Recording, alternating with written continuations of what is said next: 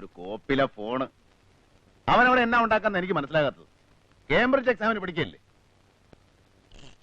ഒന്ന് കാണണമെന്ന് ആഗ്രഹിക്കുന്ന സമയത്ത് കാണാൻ പറ്റില്ല, പിന്നെ അനിയനാ പുല്ലാന്ന് പറഞ്ഞിട്ട് എന്നാ കാര്യം? ഹലോ.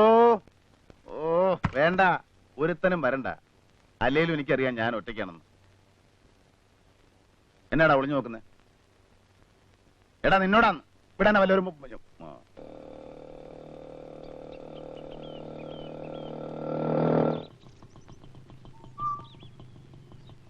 ഓ ഇനി ഇങ്ങനെയുടെ ഒരു കുറവും കൂടി ഉണ്ടായിരുന്നുള്ളൂ. അച്ഛൻ അവിടെ തുപ്പി വൃത്തിയാടാക്കല്ലേ? ഇവിടെ അല്ലാതെ പിന്നെ നിന്റെ തലയിലാണോടാ തുപ്പേണ്ടത്? ജോണി എവിടെ? അകത്തുണ്ട്. വിളിക്ക്. ഇപ്പൊ പറ്റത്തില്ല. ഞാൻ വന്നിട്ടുണ്ടെന്ന് പറ. അച്ഛോ, ഞാൻ അച്ഛനെ കാണാൻ അങ്ങോട്ട് വരാനിരിക്കായിരുന്നു. പാലിന്റെ കാശ് തന്നിട്ട് മാസം 2 ഇങ്ങ എടുത്തോട്ടെ, എനിക്ക് കണക്ക് കൊടുക്കാനുള്ളതാ. അത് ഞാനും ജോണിയും തമ്മിൽ കൈകാര്യം ചെയ്തതാ. അച്ഛൻ ഭയങ്കര ഓസാണല്ലോ അച്ഛോ. എടാ പിശാചിന് പറഞ്ഞവനെ, നിന്റെ നാക്കിന് എല്ലില്ലേ? ഒരച്ഛനോട് സംസാരിക്കേണ്ട എങ്ങനെയാണെന്ന് നിനക്കറിയില്ലേ?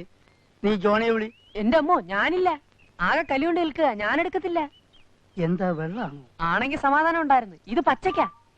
സാരമില്ല, ഇച്ചിരി ദൂരെ മാറി നിന്ന് ഞാൻ വിളിക്കുന്നെന്ന് പറ. ചെല്ലട കുട്ടപ്പായി.